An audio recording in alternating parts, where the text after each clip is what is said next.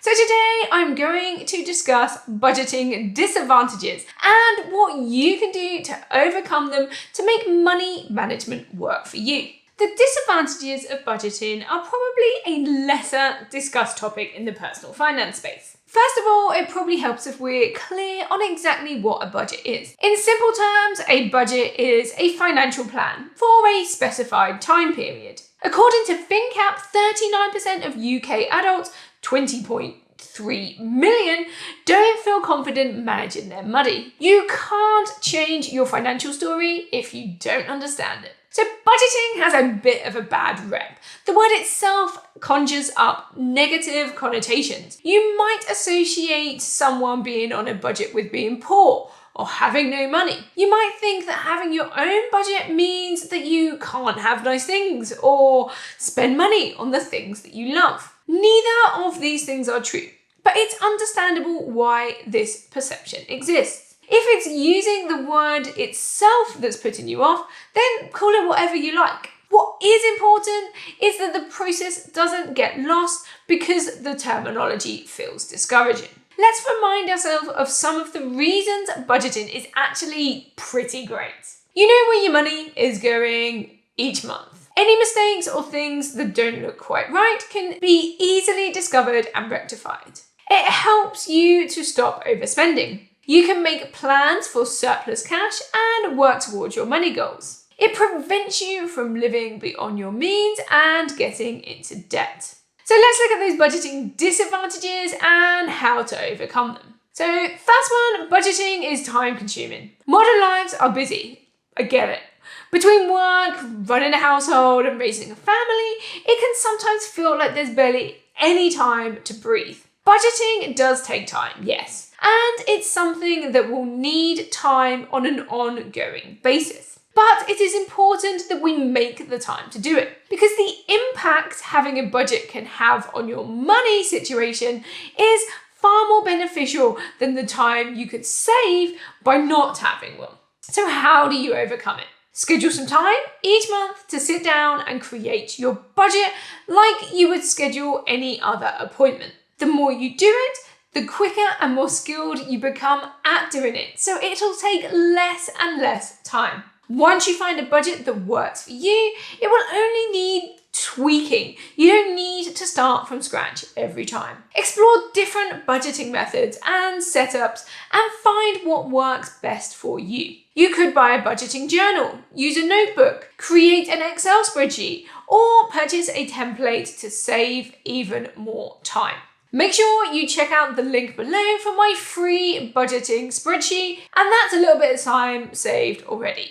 Budgets can feel restrictive. It's like dieting. Telling yourself you can't eat this, that, or the other makes you want all those things even more. It's a quirk of human nature. So telling yourself you only have X pounds to spend on socializing this month can make you feel like being on a budget is preventing you from living the life you want. There are two main reasons why budgets can feel restrictive. They are, and your mindset.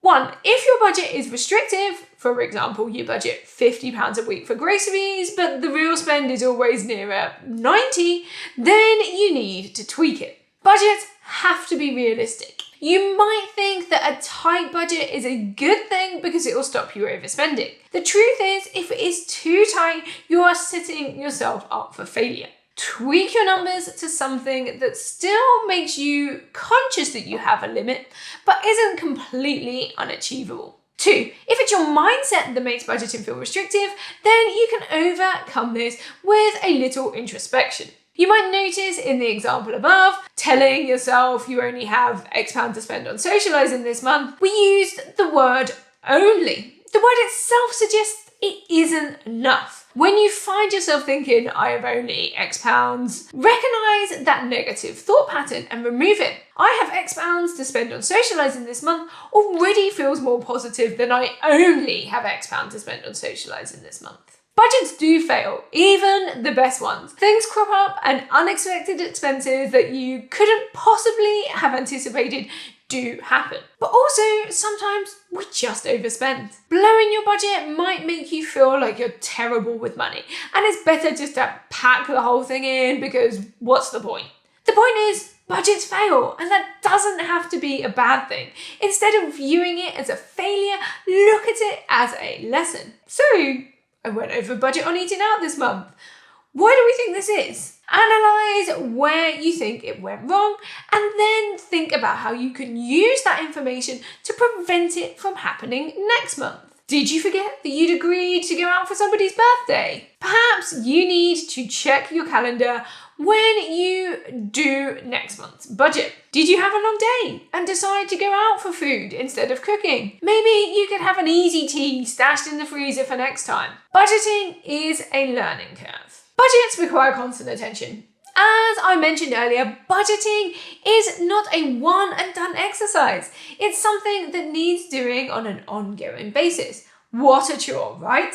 You've got better things to be doing than looking at numbers every month. When budgeting feels like a chore, you're obviously not going to want to do it. So remind yourself of all the reasons why you are doing it. Are you saving for a house? Do you want to travel? Do you have other financial goals you want to achieve? Budgeting will get you there. Stop viewing it as a chore and look forward to the sense of achievement you feel knowing that you are taking control of your money. Plus, you're not starting from scratch every time. What took a few hours the first time might take just 10 minutes to review a few months down the line. What will other people think if I tell them I'm on a budget? How do I say no to invites if it's not in the budget without upsetting them? We only have £70 in the budget for food shopping, but my other half always buys the expensive brands. How do you overcome this? You can't control how other people think or feel. If you're worried about someone judging you for budgeting, is that a fact you know to be true or just an assumption? Friends and family should be supportive. And if they're not,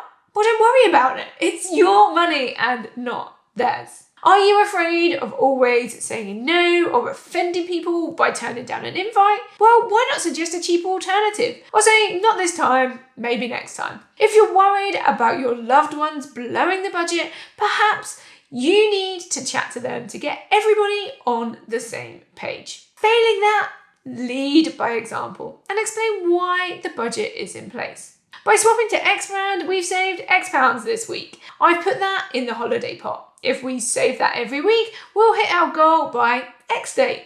Let me know in the comments how you feel about budgeting. And whilst you're there, make sure you subscribe for more financial education videos. I will see you in the next one.